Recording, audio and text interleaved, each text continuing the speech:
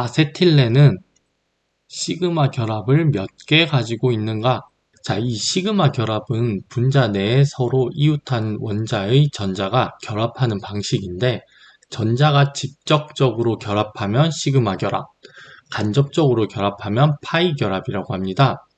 사실 결합을 설명할 때 보어의 전자 배치 모형으로 전자를 직접 공유하는 결합을 설명했었는데, 전자가 존재하는 구름인 오비탈의 관점으로 보면 시그마 결합과 파이 결합으로 설명을 합니다.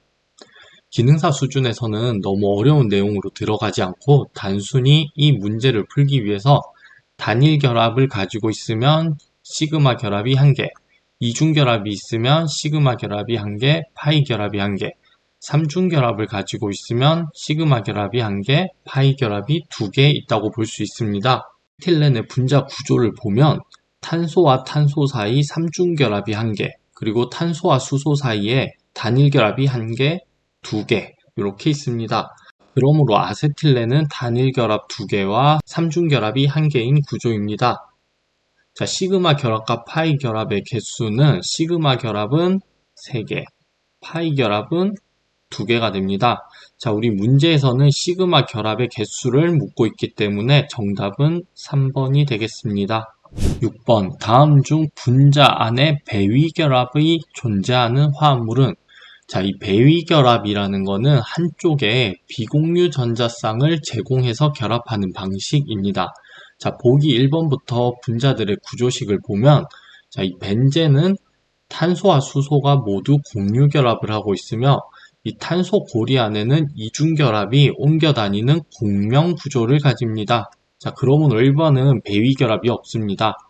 자, 2번은 에틸알콜로 탄소와 수소 그리고 산소 모두 공유 결합을 합니다. 자, 그러므로 2번도 배위 결합이 존재하지 않습니다. 자, 3번 염소 이온 또한 배위 결합이 존재하지 않습니다. 자, 4번 암모늄 이온은 자, 이러한 암모니아의 구조에 자, 수소가 이렇게 달라붙어서 NH4 암모늄 이온을 형성하는데, 우리 이 암모니아는 비공유 전자쌍을 제공하고 이 수소 이온은 비공유 전자쌍을 받아서 결합하게 됩니다. 그러므로 배위 결합이 존재합니다. 그래서 정답은 4번이 되겠습니다. 20도씨 0.5 atm에서 10리터인 기체가 있다. 표준 상태에서 이 기체의 부피는, 자, 표준 상태란 0도씨 1기압을 의미합니다. 보일의 법칙이란 온도가 일정할 때 기체의 압력은 부피의 반비례, 그리고 샤를의 법칙은 압력이 일정할 때 부피는 온도에 비례한다. 자, 이 두 법칙을 합친 것이 보일 샤를의 법칙입니다. 기체의 양이 같을 때 온도와 압력 그리고 부피가 동시에 변할 때의 관계를 나타냅니다. 자, 이 관계식에 따라 표준 상태에서 이 기체의 부피를 구해보면 온도는 절대 온도를 쓰기 때문에 293K, 그리고 압력은 0.5 atm, 그리고 부피는 10리터. 자, 그리고 표준 상태에서는 273K, 그리고 압력은 1atm, 그리고 부피. 자, 그러면 이 부피를 계산을 해주면 4.65리터가 나오게 됩니다. 자, 그러므로 정답은 2번이 되겠습니다. 24번, 30% 수산화나트륨 용액 200g에 물 20g을 가하면 약 몇 퍼센트의 수산화나트륨 용액이 되는가? 자, 먼저 수산화나트륨 용액은 용매인 물과 용질인 수산화나트륨이 혼합된 용액입니다. 수산화나트륨 200g 중에 30%이기 때문에 NaOH는 60g이 들어있습니다. 자, 그렇다면 H2O인 물은 140g이 들어있습니다. 자, 이때 물 20g을 추가해주게 되면 이 전체 용액의 양은 220g이 되고 수산화나트륨의 양은 변하지 않기 때문에 60g이 됩니다. 자, 그러면 백분율로 나타내주면 27.3%가 나오게 됩니다. 자, 그러므로 정답은 1번이 됩니다. 염화은의 용해도가 0.0016g/L일 때 염화은의 용해도 곱은 약 얼마인가? 자, 고체 물질이 해리되어서 평형 상태일 때의 평형상수를 우리는 용해도 곱이라고 합니다. 자, 염화은이 1리터 있다고 가정을 해보면 용해도는 0.0016g/L이므로 1리터에 0.0016g의 염화은이 녹아 있습니다. 자, 이 용해된 염화은은 은이온과 염소이온 한 개로 이온화를 합니다. 이때 평형상수식을 써보면 자, 이렇게 나오는데 고체 상태는 우리가 생략을 할 수 있습니다. 자, 그러면 이 평형상수식이 용해도 곱이 되는 겁니다. 은과 염소이온의 농도를 구해야 하므로 0.0016g의 염화은의 몰수를 구하기 위해서 우리는 질량을 분자량인 143.5g/몰로 나눠주게 되면 이 염화은의 몰수는 1.125 곱하기 10의 마이너스 5승 몰이 됩니다. 이 은이온과 염소이온 또한 농도, 몰수가 이렇게 되면 우리가 1리터라고 가정했기 때문에 이 몰 농도는 몰수와 같습니다. 자, 그래서 요 해당 값을 우리는 염소이온에 그리고 은이온에 넣어서 계산을 해주게 되면 용해도 곱은 1.2 곱하기 10의 마이너스 10승이 계산됩니다. 그러므로 정답은 4번이 됩니다. 28번 적정 반응에서 용액의 물리적 성질이 갑자기 변화되는 점이며 실질 적정 반응에서 적정의 종결을 나타내는 점은 자, 우리는 중화 반응을 예를 들어서 이 아래 보기에 단어들을 설명을 해볼 텐데 오른쪽 그림은 중화 적정에 사용되는 뷰렛과 삼각 플라스크입니다. 이 정확한 부피를 잴 수 있는 뷰렛에 산 또는 염기 용액을 넣고 중화하고자 하는 용액을 삼각 플라스크에 넣어서 반응을 시킵니다. 이때 우리는 여기에 지시약을 넣어서 이제 반응의 정도를 파악하는데요. 주로 산과 염기의 세기에 따라서 적절한 지시약을 넣어서 사용을 합니다. 자, 적정이 진행되면서 눈으로 봤을 때 지시약의 색깔이 바뀌어서 반응이 끝났다고 판단되는 지점, 즉 적정이 끝났다고 판단되는 지점을 우리는 종말점이라고 합니다. 자, 그리고 당량점은 자, 수소이온과 수산화이온의 농도가 같아지는 지점입니다. 그러므로 종말점과 당량점의 위치는 다를 수 있습니다. 그리고 이 4번의 중화점은 당량점과 같은 뜻입니다. 자, 그러므로 우리 이 문제에서 물리적 성질이 갑자기 변화되는 점, 그리고 적정 반응의 종결을 나타내는 점, 즉 지시약의 색깔이 변해서 적정이 끝났다고 생각되는 점, 이것은 종말점입니다. 그래서 정답은 2번이 됩니다. 29번 다음 중 양이온 분족시약이 아닌 것은 자, 분족시약이란 양이온을 정성 분석할 때 양이온을 종류별로 구분하기 위해 사용되는 시약입니다. 즉, 양이온을 침전시켜서 분리하기 위해 사용하는 시약을 우리는 분족시약이라고 하는데 자, 이 오른쪽에 양이온을 1족부터 6족까지 이렇게 분리를 했을 때 사용되는 분족시약들이 이렇게 종류별로 나열되어 있습니다. 자, 보기 1번부터 보면 1족은 묽은 염산이 맞습니다. 자, 2족은 황화수소. 자, 이 산성 상태에서 황화수소를 사용해서 양이온을 침전시킵니다. 자, 이 3족은 암모니아수가 맞습니다. 그리고 4족은 염화암모늄. 자, 이 4족은 자, 염기성 상태에서 황화수소를 이용해서 양이온을 침전하기 때문에 이 4족 염화암모늄은 답이 아닙니다. 그렇기 때문에 4번입니다. 자, 양이온 정성 분석은 주로 분족 시약의 종류 또는 해당 족에 속하는 양이온이나 침전물에 대해서 나오기 때문에 이론 내용을 참고해서 학습해 주세요. 자, 그리고 양이온 정성 분석 실험에서 여기에 족은 주기율표상의 족과는 다르기 때문에 체크해 두세요. 0.01몰 농도의 칼슘이온 50ml와 반응하려면 0.05몰 농도의 EDTA가 몇 ml 필요한가? 자, 이 EDTA는 금속과 1대1로 반응을 합니다. 그렇기 때문에 칼슘과 몰수가 같아져야 되는데 우리는 MV 공식을 이용해서 계산을 해주면 0.01 곱하기 50ml는 0.05 곱하기 V. 그러면 필요한 EDTA의 양은 10ml가 나옵니다. 그러므로 답은 1번이 되겠습니다. EDTA에 대해 추가적으로 몇 가지 설명을 하면 먼저 킬레이트 적정이란 킬레이트 시약을 사용해서 금속 이온을 적정하는 방법입니다. 주기율표상에 있는 대부분의 원소를 간접적으로 분석할 수 있는 방법인데 이때 사용하는 킬레이트 시약을 EDTA라고 합니다. 자, 그리고 EDTA와 금속 이온이 반응해서 생성되는 킬레이트 화합물은 이 pH의 영향을 받기 때문에 완충 용액을 이용해서 이 pH를 일정하게 유지해 주어야 합니다. 자, 요 해당 내용들만 체크해 주시고 요 EDTA가 금속과 1대1로 반응한다는 거는 꼭 알아두세요.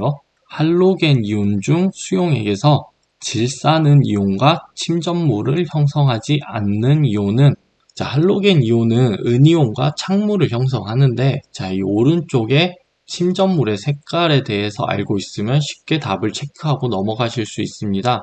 이 플루오린을 제외하고는 모두 침전물을 형성하는데 이 염화은은 흰색의 침전물, 브로미나은은 연한 노란색, 아이오디나은은 노란색의 침전물을 형성합니다. 자, 그러므로 침전물을 형성하지 않는 1번이 답이 됩니다. 할로겐에 대해서는 반응성, 산의 세기, 그리고 침전물 이 세 가지의 형태로 많이 기출이 되는데 이 주기율표상에서 17쪽에 해당하는 이 할로겐 이온들은 원자 번호가 작아질수록 반응성이 커지고 그리고 이 원자 번호가 작아질수록 반응성과 전기 음성도가 커집니다. 그리고 이 할로겐화 수소 화합물에서 산의 세기는 전기 음성도가 낮을수록 수소 이온을 잘 내놓기 때문에 아래로 내려갈수록 산의 세기가 커집니다. 분광 분석법에서 파장을 나노미터 단위로 사용한다. 1나노미터는 몇 미터인가? 나노미터는 매우 작은 단위인데 1나노미터는 10의 마이너스 9승 미터와 같습니다. 그러므로 답은 3번입니다. 이 해당 단위들은 화학에서 주로 사용되는 단위들이기 때문에 한 번씩 체크하고 넘어가 주세요. 람베르트 비어의 법칙은 다음과 같이 나타낼 수 있다. 여기서 농도 그리고 용액층의 두께를 다음과 같이 이렇게 표시할 때 비례상수인 몰 흡광계수의 단위는 자, 우리는 흡광도 공식은 몰 흡광계수 곱하기 용액층의 두께 곱하기 농도로 나타낼 수 있습니다. 이 흡광도는 단위가 없기 때문에 몰 흡광계수의 단위를 구하기 위해서는 이 용액층의 단위와 농도의 단위의 역수가 몰 흡광계수의 단위가 됩니다. 자, 그러면 용액층의 두께는 센티미터, 그리고 농도의 단위는 몰 퍼 리터. 자, 그러므로 용액층의 두께와 농도의 단위의 역수인 몰 흡광계수는 이렇게 나오게 됩니다. 그러므로 답은 1번이 되겠습니다. 원자 흡수 분광법 중 비불꽃형 원자 장치에서 차가운 증기 생성법을 이용하여 분석하는 금속은 원자 흡수 분광법은 광원, 시료 원자화부, 그리고 단색화 장치, 검출기로 구성되어 있습니다. 금속 원자를 불꽃 또는 전기로를 이용해서 높은 온도에서 가열해서 시료를 원자화시킨 다음 시료가 빛에너지를 흡수하는 것을 측정하는 분석법입니다. 주로 주기율표상 대부분의 원소 측정이 가능하며 미량의 원소도 분석을 할 수 있습니다. 자주 출제되는 부분은 이 광원 부분과 그리고 시료 원자화 부분이 자주 출제가 되는데 이 광원 부분의 속빈, 음극 등은 대부분의 원소를 측정할 수 있으며 휘발성 원소를 분석하기 위해서는 전극 없는 방전 등을 이용합니다. 자, 그리고 가장 핵심인 이 시료 원자화부에서는 가연성 그리고 조연성 가스를 이용한 불꽃형 그리고 흑연로 등의 전열을 이용한 비불꽃형 등이 있습니다. 이 비불꽃형 원자 장치 중에서는 우리 차가운 증기 생성법을 이용할 수 있는데, 이 차가운 증기 생성법은 수온을 정량할 때만 사용을 합니다. 그러므로 답은 1번입니다. 자, 이어서 단색화 장치는 빛의 회절 현상을 이용해서 원소에서 흡수되고 남은 빛을 회절시키면서 단색화 장치에서 나온 빛은 검출기에서 검출하게 됩니다. 가스 크로마토그래피에서 운반 기체에 대한 설명으로 옳지 않은 것은, 자, 오른쪽에 이 이동상, 운반 기체의 조건에 대해서 보면 이 기체 크로마토그래피에서 사용되는 시료를 운반하는 이동상은 화학적으로 비활성이어야 되며, 그리고 안정성이 높아야 됩니다. 그리고 점도가 낮아야 이동이 원활하며, 그리고 순도가 높아야 합니다. 그리고 검출 특성에 맞는 이동상을 선택해야 됩니다. 자, 문제를 보면 1번 화학적으로 비활성이어야 한다. 맞습니다. 그리고 2번 수증기, 산소 등이 주로 사용이 된다. 이 수증기와 산소는 검출기의 성능을 저하시키기 때문에 이 필터나 이동가스를 한동안 흘려줌으로써 이 수분 또는 불순물을 제거해야 됩니다. 자, 그러므로 답은 2번이 되고, 자, 이동상으로 주로 사용되는 것은 헬륨이나 질소기체 또는 수소기체를 많이 사용됩니다. 요 세 가지는 꼭 암기해 두세요. 자, 그리고 이어서 보기를 보면 운반 기체의 순도는 99.995% 이상이 요구된다. 자, 순도가 높아야 된다고 했습니다. 그리고 4번 운반 기체의 선택은 검출기의 종류에 의해서 결정된다. 자, 검출기에 적합성이 있어야 된다고 했습니다. 이동상인 운반 기체에 대해서는 이제 필답형에서도 자주 출제가 되기 때문에 꼭 체크하고 넘어가세요. HPLC에서 Y축을 높이로 하여 파형의 축을 밑변으로 한 넓이로 알 수 있는 것은, 자, 오른쪽 그림을 보면 이 첫 번째 봉우리가 나타나는 요 지점은 이동상만을 흘렸을 때 검출기에 도달하는 시간입니다. 자, 이동상과 시료를 함께 보내주면 이 두 번째 봉우리가 나타나게 되는데, 요 이동상만을 흘려줬을 때랑 시료와 이동상을 같이 흘려줬을 때 봉우리가 나타나는 요 시간의 차이를 머무름 시간이라 합니다. 자, 그리고 우리는 이 머무름 시간을 통해서 물질의 성분을 예측할 수 있습니다. 그러므로 정성 분석이 가능합니다. 자, 근데 문제에서는 넓이를 묻고 있기 때문에 이 봉우리의 면적은 이 시료 물질의 양을 예측할 수 있습니다. 그러므로 정량 분석이 가능합니다. 답은 성분의 양인 4번이 되겠습니다. 가스 크로마토그래피의 검출기 중 기체의 전기 전도도가 기체 중에 전하를 띤 입자의 농도에 직접 비례한다는 원리를 이용한 것은, 자, 문제에서 설명하고 있는 검출기는 1번입니다. 자, 이 FID, 불꽃 이온화 검출기는 이 유기물이 수소, 공기, 불꽃에서 연소가 될 때 양이온과 전자가 생성되는 불꽃 이온화 현상의 바탕을 둔 검출기입니다. 자, 그리고 보기 2번의 TCD, 열 전도도 검출기는 열 전도도 차이를 통해서 분자를 검출하는 방법입니다. 자, 그리고 3번의 ECD, 전자포획 검출기. 자, 이 전자포획 검출기는 할로겐족 원소 등 전자포획 원자를 포함한 유기화합물을 검출할 때 사용이 됩니다. 그리고 4번 TID, 열이온화 검출기. 이 열이온화 검출기는 인이나 질소화합물에 선택적으로 감응하도록 개발된 검출기로 NPD 검출기라고도 합니다.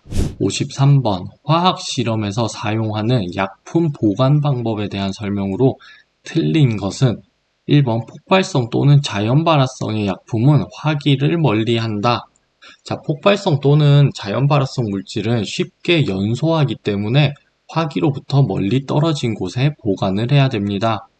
2번 흡습성 약품은 완전히 건조시켜 건조한 곳이나 석유 속에 보관한다. 흡습성은 대기 중에 수분을 흡수하는 성질로 수분에 의해 반응하는 물질들은 수분을 차단하기 위해서 건조한 곳이나 석유 속에 보관을 해서 이 수분을 차단을 해야 됩니다. 자, 이 대표적으로 이 나트륨은 물과의 반응성이 매우 크고 가연성 기체인 수소 기체를 발생시킵니다. 그렇기 때문에 보관을 할 때 이 석유 속에 보관을 해야 됩니다. 3번, 모든 화학약품은 될 수 있는 대로 같은 장소에 보관하고 정리정돈을 잘한다. 자, 화학약품은 성상별로 구분을 해서 저장 및 보관을 해야 하며 사용한 폐액 또한 성상별로 구분을 해서 보관 후에 그리고 절차에 맞게 처리를 해야 됩니다. 자, 이 될 수 있는 대로 같은 장소에 보관한다는 것은 자, 틀린 내용이 되고 답은 3번이 되겠습니다. 4번. 직사광선을 피하고 약품에 따라 유색병에 보관한다. 자, 화학약품은 직사광선에 의해서 분해될 수 있기 때문에 피해야 하며 그리고 유색병에 보관을 해서 직사광선을 차단해 주어야 됩니다. 이 과망간산 칼륨은 직사광선에 의해 분해가 되기 때문에 꼭 갈색병, 이 유색병에 보관을 해 주어야 됩니다. 발화성 위험물질이 짝지어진 것은 자, 발화성이란 발화하기 쉽고 가연성 가스를 발생할 수 있는 물질로 가연성 고체, 그리고 자연발화성 및 이 금수성 물질로 구분을 합니다. 이 위험물 안전관리법령상 이 위험물의 분류를 한번 보고 가면 자, 인류 위험물은 산화성 고체로 열에 의해서 분해 시에 산소를 방출합니다. 그리고 자신은 타지 않는 불연성의 성질을 가집니다. 자, 제2류 위험물은 가연성 고체로 불에 잘 타는 가연물입니다. 자, 그리고 제3류 위험물은 자연발화성 및 금수성 물질인데 이 자연발화성 물질은 특정 온도 조건에서 스스로 발화할 수 있는 물질이며 이 금수성 물질은 물과 반응해서 가연성 기체를 만들어내는 물질입니다. 그리고 4류 위험물은 인화성 액체로 인화성 기체를 발생시킬 수 있는 물질이며 이 5류 위험물은 자기 반응성 물질로 이 스스로 가연물이면서 산소 기체를 방출합니다. 그렇기 때문에 폭발적인 연소력을 보이는 물질입니다. 자, 그리고 6류 위험물은 자, 인류와 성질이 같은 액체 위험물입니다. 자, 위험물 분류에 따라서 발화성 물질은 이 2류와 3류가 해당이 되는데 자, 보기 1번부터 분류를 해보면 이 칼륨과 나트륨은 이 금수성 물질로 제3류에 속하게 됩니다. 그리고 이 황과 황리는 제2류 물질로 가연성 고체입니다. 자, 그러므로 2류와 3류에 해당하는 요 1번이 발화성 위험물이 되겠습니다. 그러므로 정답은 1번.